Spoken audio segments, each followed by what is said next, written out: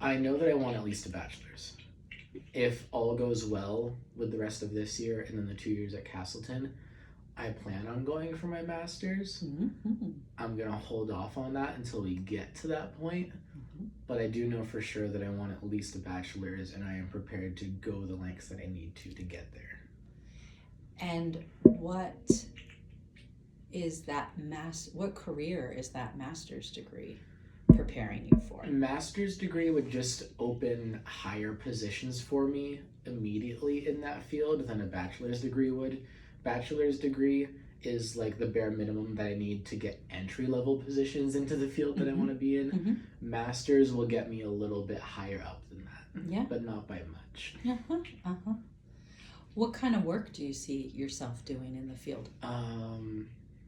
My number one goal is to be a caseworker or a therapist for DCFS, because I've had run-ins with the system a lot when I was a kid. Parents were divorced. There were custody battles and everything. CPS was called by the school or my parents more than once. Stuff happened. Mm-hmm. But I also know that because of the reason I want to do the therapist portion is because I've been in and out of therapy since I was 7. So, and finding a therapist for me at that age who specialized in children was very difficult, especially in Vermont, let alone finding one who had an opening. Yeah. And was within driving distance and affordability. Mm-hmm. Vermont's very rural. My family didn't have a lot of money. We didn't want to drive like an hour and a half to another town just to spend an hour there and have to pay $200 for it. Yeah. Every week. So luckily we were able to find one in our town that worked with our insurance. Mm-hmm. So that was very lucky on our part, but I know that a lot of children struggle with things like this, especially children from divorced families, and children from divorced families are a lot more common nowadays than they were when, say, like my parents were kids. Back then, a lot of marriages just they were like, we don't get along, but we're gonna tough it out anyways. Now, amicable divorce is more of a widely accepted thing, less of a, oh, they're gonna judge you for that thing. Yeah. Because my grandparents are boomers. That generation was way more, marriage is more of a sanctity thing, and less of a just romantic commitment. So this career motivation, this is really personal for you. Yes. I want to be the person for other kids that I needed so badly when I was in their position. Wow. Because the therapist we found for me was good. He helped a lot, but he was not someone I was able to connect with, because as a kid, my parents didn't understand that I struggled with male authority figures, and every session I went in, it was always slightly uncomfortable strictly because he was a man. As I got older, they learned that about me just by not even me telling them, just observing me, and they were like, oh, okay, we need to find him a female therapist. This isn't working out. And what do you know about how to become a therapist?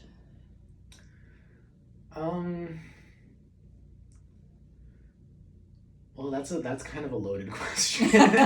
There's a lot.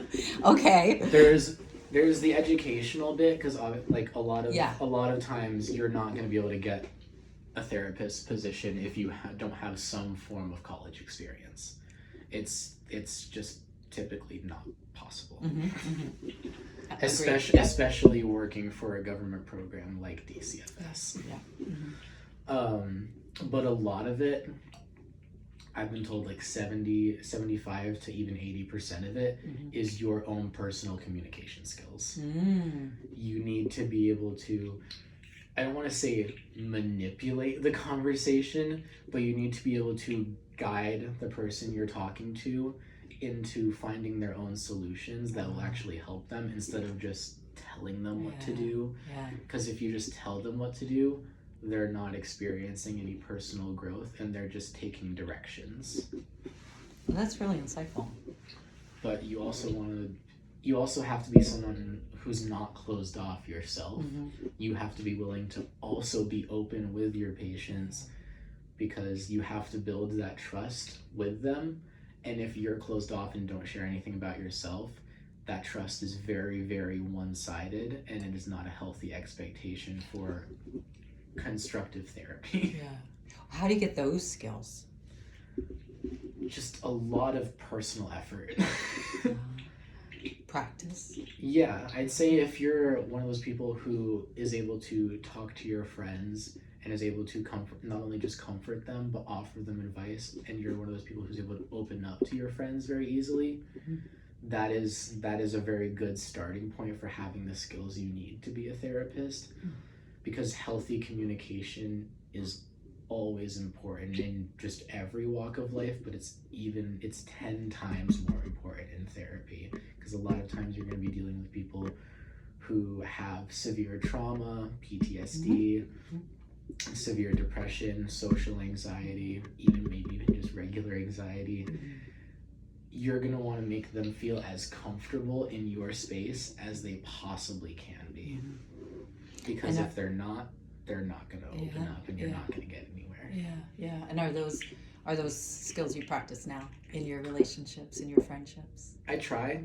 I try to offer my friends advice when they seek it. I don't just give out advice or try to guide them into situations, because that's not very nice. I only give my friends advice when they come to me for it. Yeah. Because I don't want to be that friend that's just constantly acting like I know better. If you need my advice or you want to talk to me, you can come to me. But I'm not going to just sit around and tell you what to do with your life, because that's not what a good friend does.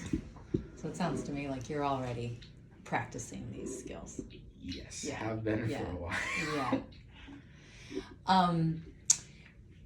Who in your life supports you in your career goals? My mom is extremely supportive. My sister calls me the family therapist because according to her, I am the most emotionally healthy out of the 5 of us. Well, then that's a great compliment to you. Yes. Yeah, she calls me once a week. It's like a scheduled appointment. She calls me once a week. She's like, I need to talk to you. I'm like, oh, okay, hold on. Is this your sister that went to Castleton? No, I don't have any. So none of my siblings have gone to college. Oh, okay. Who am I thinking of? You've told me I have cousins that have gone to Castleton, Got it. and I have classmates that are currently there.